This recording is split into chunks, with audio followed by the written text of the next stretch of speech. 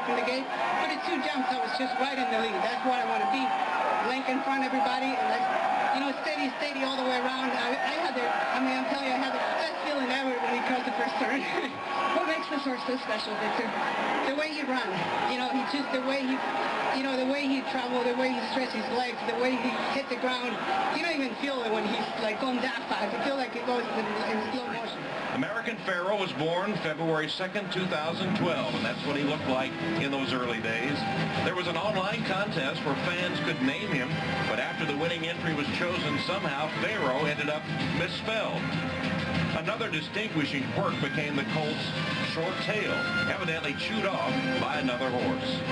Even then, as a youngster racing through the fields, he exhibited an efficiency of motion and transferred to the track and produced that low gliding stride that is a thing of beauty.